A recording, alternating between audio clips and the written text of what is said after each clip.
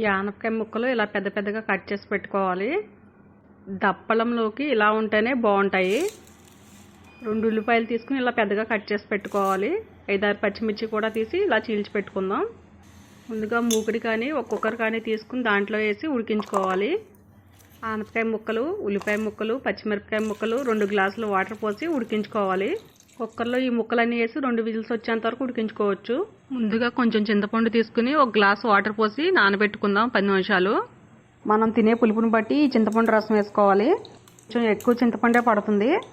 1 glass వరకు water పోసి 2-3 సార్లు ఈ రసం తీసి పెట్టుకుందాం. ఇలా బాగా కలుపుకుని ఈ రసం తీసుకోవాలి. ఇలా మొత్తం ఒక గిన్నెలోకి ఈ చింతపండు రసాన్ని తీసి పెట్టుకుందాం. ఆనపకాయ ముక్కలు 50% ఉడికిన తర్వాత కొంచెం పసుపు, కొన్ని వాటర్ ఎక్కువైనా పోసుకోవచ్చు. 1 స్పూన్ కారం, తగినంత ఉప్పు వేసుకుందాం. మూత పెట్టి 10 నిమిషాలు బాగా ఉడకనిద్దాం. తీసి చూసుకుందాం, బాగానే ఉడికిపోయి. ఇప్పుడు ముందుగా తీసి పెట్టుకుని చింతపండు రసం మొత్తం వేసుకుందాం. మళ్ళీ మూత పెట్టి 10 నిమిషాలు బాగా ఉడకనిద్దాం. మూత తీసి చూసుకుందాం, ఇలా ఉడికించుకోవాలి. కొంచెం బెల్లం కూడా వేసుకోవాలి. ఇప్పుడు ఇష్టం లేకపోతే బెల్లం మానేయచ్చు, మన ఇష్టం. బెల్లం వేసిన తర్వాత తీపి, ఉప్పు సరిపోయేమో చూసుకుందాం ఒకసారి. కాలకపోతే కొంచెం వేసుకోవాలి. ఆనపకాయ ముక్క తీసుకుని ఒక ప్లేట్లోకి ఉడికిందో లేదో మనం ఇలా చూసుకోవాలి. మొత్తం బాగా ఉడికింది. దప్పలం ఉడికిపోయింది. ఇప్పుడు మనం ఒక గిన్నెలోకి తీసుకుందాం.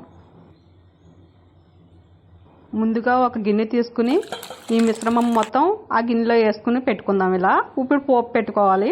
తాలింపుకి కావాల్సినవి తీసుకుందాం. 2 స్పూన్ల ధనియాలు, ఉల్లిపాయలు, మెంతులు, ఆవాలు, ఎండుమిర్చి, జీలకర్ర, కరివేపాకు. పోపు రెడీ చేసుకుందాం. ఇప్పుడు ముందుగా మూకుడు పెట్టి 4 స్పూన్ల ఆయిల్ వేసుకుందాం. ముందుగా మనం వెల్లుల్లి రేకలు దంచి పెట్టుకోవాలి. ఆయిల్ వేడెక్కాక వెల్లుల్లి రేకలు వేసుకుందాం. ఆవాలు కూడా వేసుకుందాం. మెంతులు, ధనియాలు కూడా వేసుకుందాం. మధ్య మధ్యలో గరిటతో కదుపుకుంటూ ఉండండి, లేదంటే పోపు మాడిపోతుంది. ముందుగా కట్ చేసిన ఎండుమిర్చి వేసుకుందాం.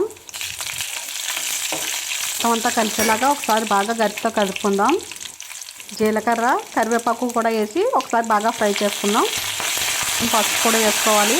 పోపు మొత్తం వేగిపోయింది. ఇప్పుడు తాలింపు చేసుకుందాం. ముందుగా గిన్నెలోకి తీసి పెట్టుకున్న దప్పలంలోకి ఈ తాలింపు మొత్తం వేసుకోవాలి. పోపు మొత్తం కలిసేలాగా ఒకసారి గరిటతో బాగా కలుపుకుందాం.